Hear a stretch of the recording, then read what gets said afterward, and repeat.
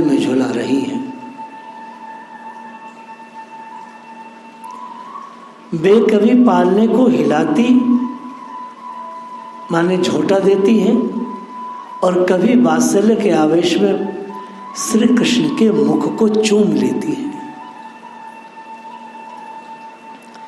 उन्हें दुलारने लगती हैं और मल्लाहने लगती हैं, अर्थात कोई लोरी गाने लगती है।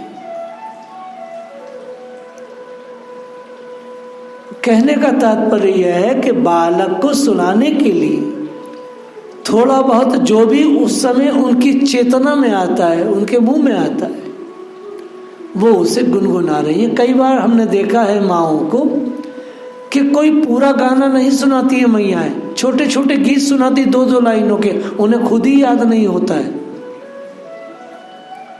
तो माँ यशोदा यही कर रही है।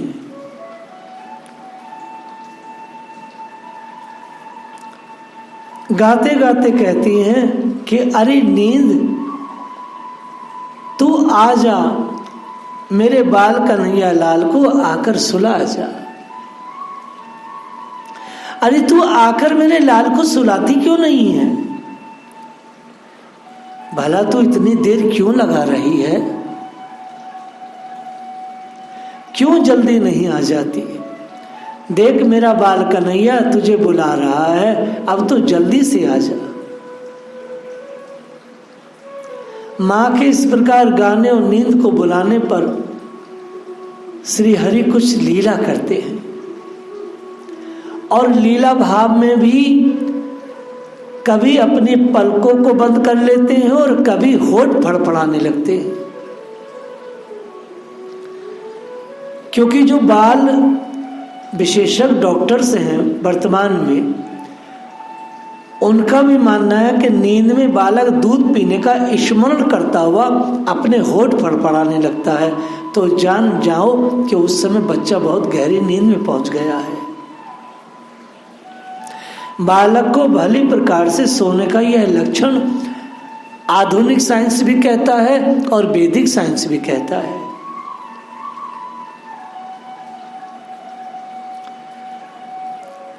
माँ यशोदा बाल कन्हैया को देख रही है। बालक सो गया है, उसे सोया हुआ जानकर मैया ने लोरी गानी बंद कर दी। स्वयं भी मौन हो जाती है और दूसरी जो गोपियां खड़ी हैं उनको इशारा करके बताती है, देखो शोर न करना, बाल कन्हैया अभी भी सोए हुए हैं। तुम्हारे शोर करने पर बालक की कच्ची नींद है, वो जग जाएगा।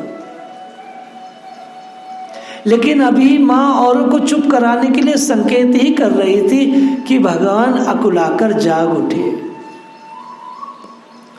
श्री कृष्ण को इस प्रकार जागा हुआ देखकर माँ यशोदा पुनः मधुर मधुर स्वर से लोरी गाने लगती है। मैया का इस प्रकार वात्सल्य सुख का रोज रोज रसपान करना,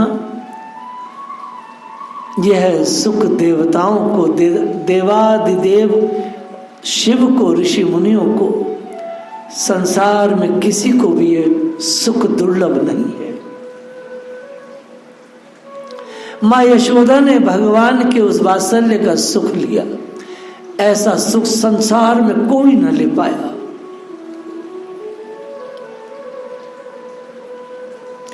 कपट करी व्रजही पूतना आई। ठाकुर जी की आज छठी है। भगवान आज 6 दिन के हुए हैं। ब्रज तो ऐसा प्रदेश है जहां दिन दिन पल पल उत्सवों का ही मेला लगा रहता है। आज ठाकुर जी 6 दिन के हुए हैं। माँ यशोदा उनकी छठ मना रही है। नंद बाबा तो कंस को कर देने के लिए गए हैं, तो कर में क्या है?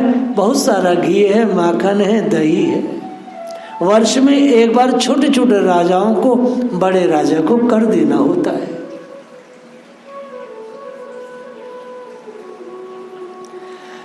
पूतना को कंस ने भेजा।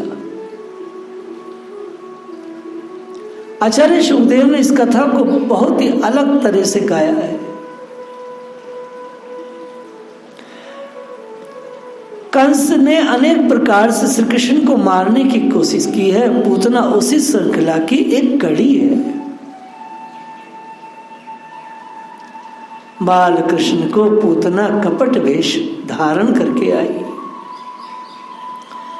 यह राक्षसी अत्यंत रूपवती थी।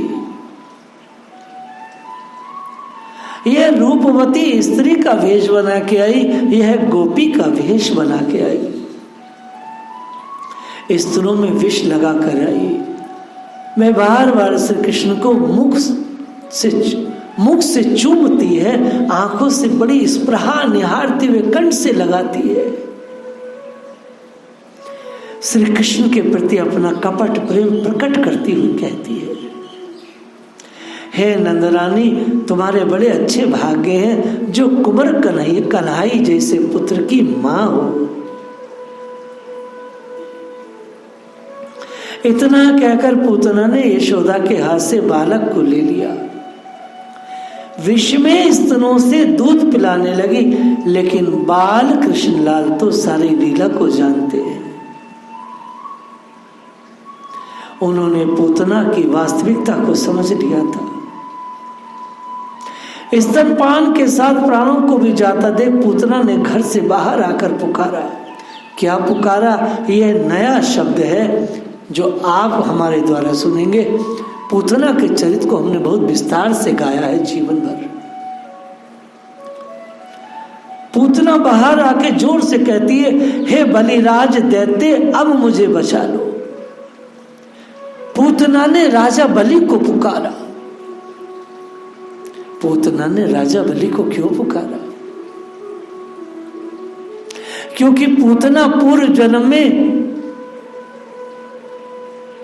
राजा बलि की ही पुत्री थी। उसको स्मरण था कि बलि महाराज पाताल के राजा हैं, मैं अपने पिता को बुलाऊंगी, कदाचित वह भगवान के भक्त हैं। वह श्री हरि से, क्योंकि भगवान का स्पर्श पा करके पूतना समझ गई थी कि तो परमात्मा है। हे बलिराज दैत्य, मुझे बचा लो। यह कृष्ण तो दूध के साथ मेरे प्राण भी खींचे ले रहे हैं। अथवा प्राणों के भय से उसने स्वयं श्री हरि से प्रार्थना की, हे हरि, मैं तुम्हारी बलिहारी जाती हूं। जब तुमने मेरी वास्तविकता को पहचान लिया है तो कृपा करके मेरे प्राणों की रक्षा करो। बलिहारी जाती हूं, कृष्ण मुझे छोड़ दो।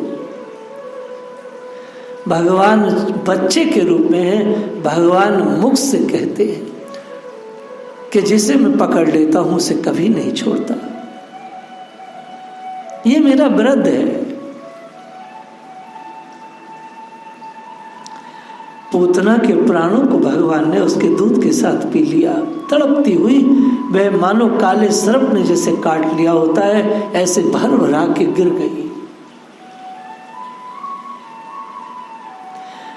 बाल कृष्ण की लीला बड़ी विचित्र है।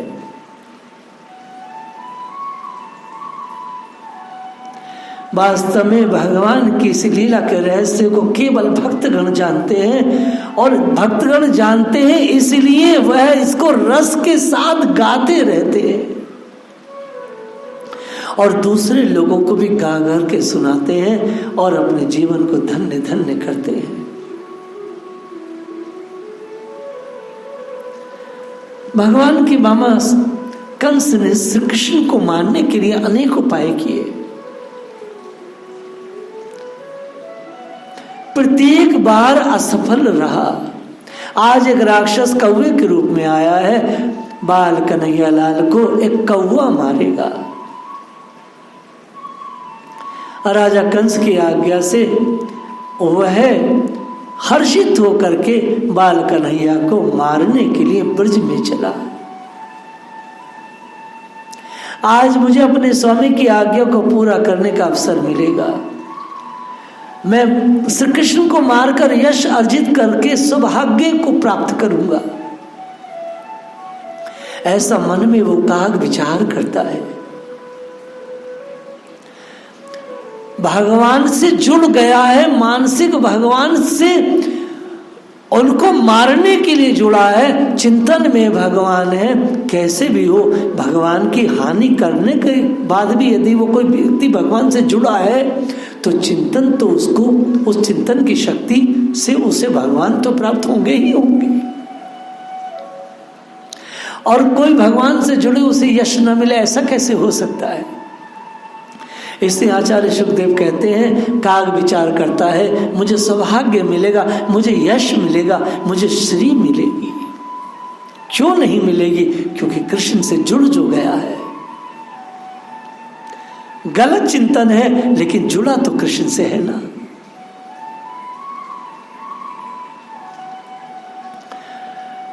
गोकुल में उड़ते हुए आए और नंद के घर के पास आकर वह काग मंडराने लगा।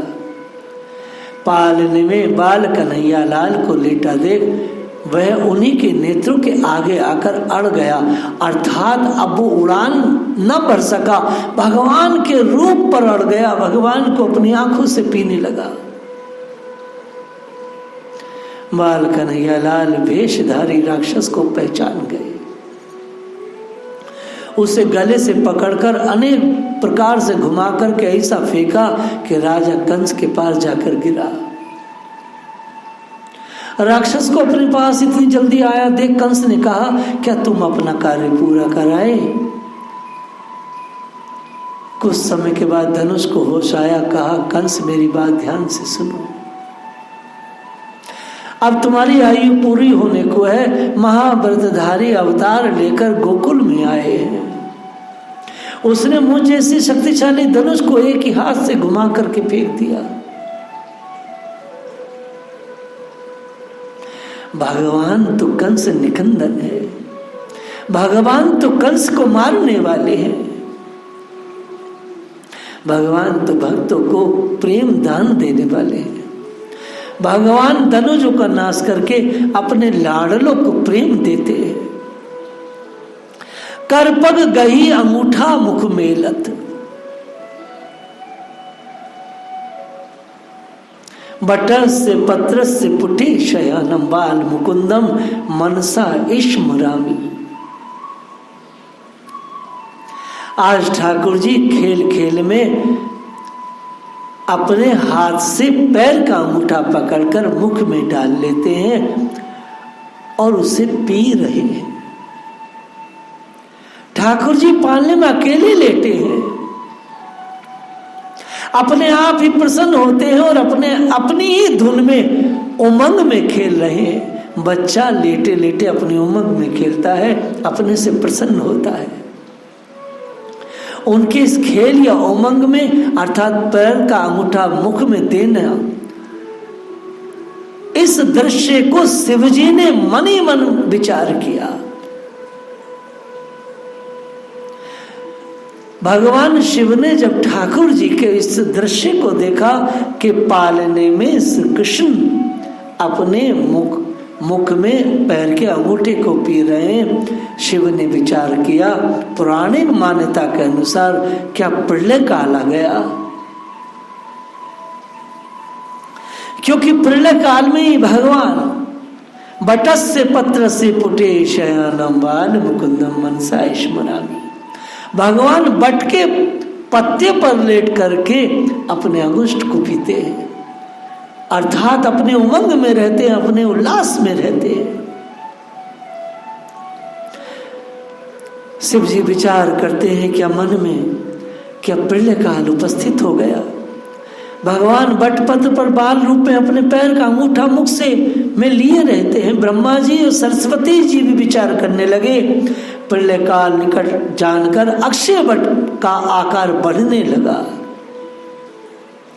सागर में भी विपुल जलराशि बढ़ने लगी, प्रलयकारी मेघ घिरने लगे, दिक्पाल ऋषियों के हाथियों को एकत्र करने लगे, ऋषि मुनि मन ही मन भयभीत हो उठे, संपूर्ण धरा कांपने लगी, शेषनाग संकुचित होकर अपने सहस्त्र फनों को फैलाने लगे, ताकि कंपित धरती के भार को संभाला जा सके। भगवान बाल कन्हैया के अंगूठा मुंह में देने से क्या क्या परिवर्तन सृष्टि में हो गए, ब्रजवासियों ने इसे जाना ही नहीं। उन्हें तो यही महसूस हुआ श्री कृष्ण ने अपने पैर से सकट अर्थात छकड़ा गाड़ी को अपने पैर से ढीला भर दिया है, क्योंकि आज सकट का वध किया था ठाकुर जी ने, छकड़े को लौटा था।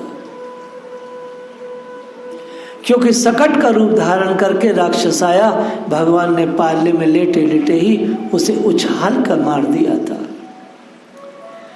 वास्तव में ब्रजवासी बड़े भोले भाले हैं। ठाकुर जी खेल ही खेल में इन राक्षसों का वध कर रहे हैं। भगवान के सारे ब्रज में जितने भी खेल हैं वो बालकों के जैसे हैं और बहुत स्मरण करने योग्य हैं और बहुत चिंतन करने योग्य हैं। निश्चित उनका चिंतन करते हुए नाम स्मरण करना चाहिए। आज लाला 3.5 महीने के हो गए, पैर पलटकर पलटी खाने लगे। इस परिवर्तन को देखकर मां यशोदा बड़ी प्रसन्न है। वह पलटी खाए श्री कृष्ण को उल्टाकर सीधा करके वात्सल्य से बाल कन्हैया के मुख को चूमने लगी। मैया कहती है, अरे मेरे लाडले, तू चिरंजीवी हो, मैं सौभाग्यवती हुई अर्थात तेरे कारण में बड़े भाग्यशाली हो गई हूँ। बड़े हर्ष का विषय है मेरे लाला, आज मेरा कन्हैया 3 महीने और 1 पक्ष माने 3.5 मास का हो गया है। स्वाभाविक रूप से बाल कन्हैया का विकास हो रहा है। अब मेरा लाडला जांग पलटकर करवट लेने लगा है, मैं उसके लिए बधाई उत्सव आदि करूंगी। भगवान के आज करवट लीला को मां यशोदा गोकुल में मना रही है।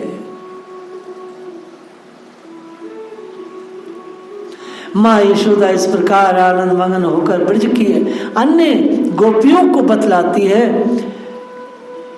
कि इस सुख उत्सव में तुम सब सम्मिलित हो जाओ। सारी ब्रज स्त्रियां आई हैं, वह सब मिलकर बधाई दे रही है। मां की प्रसन्नता और श्री कृष्ण की इस लीला पर स्वयं सूर्य जी ने भी बलिहारी कहा है। बलिहार ऐसे प्रभु को जो मां नित्य नए नए उत्सव, लाला के जरा से करवट का उत्सव, लाला ने पलक फेरी उसका उत्सव, लाला ने किलकारी मारी उसका उत्सव, जिस दिन लाला कछु बोले गो वाको उत्सव। वास्तव में जो भगवान को, जिनका जीवन भगवान में है, जो भगवान के लिए जीते हैं, वो परमात्मा के एक एक क्रियाकलापों का प्रतिदिन उत्सव करते, प्रति रात उत्सव करते हैं। जसुमती मन अभिलाष करे,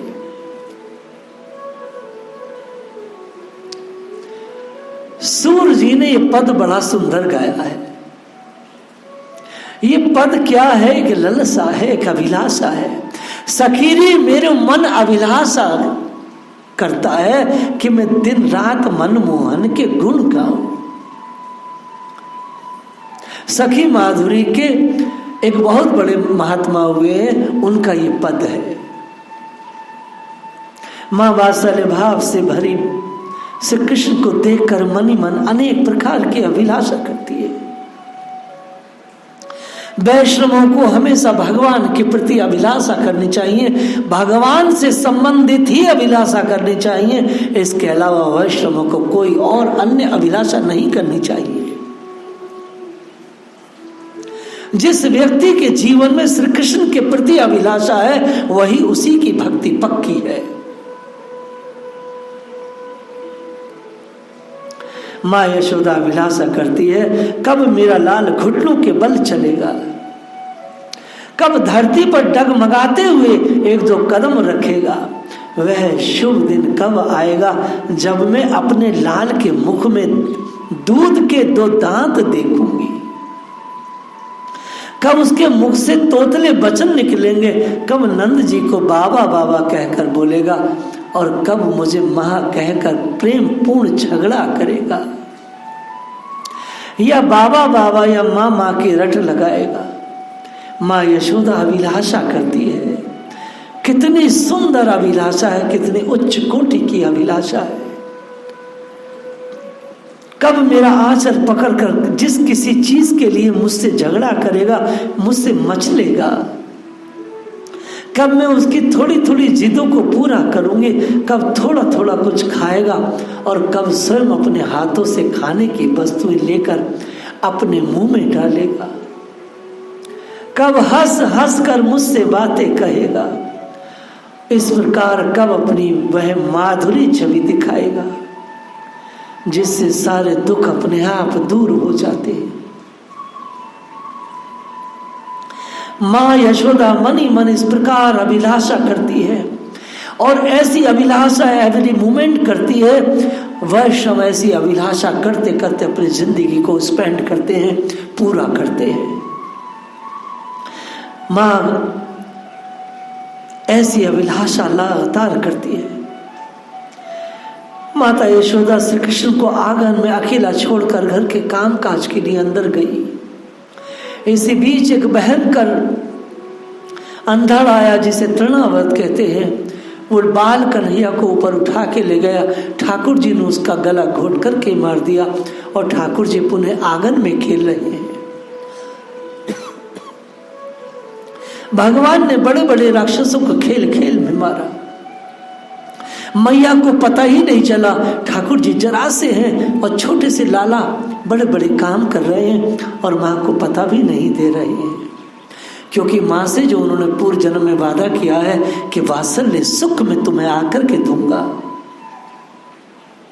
सो परमात्मा ने अपने उस ऐश्वर्य को छुपाया है और माधुर्य लीला वात्सल्य लीला की पूर्ति के लिए परमात्मा ऐसे दिव्य लीलाएं कर रहे हैं।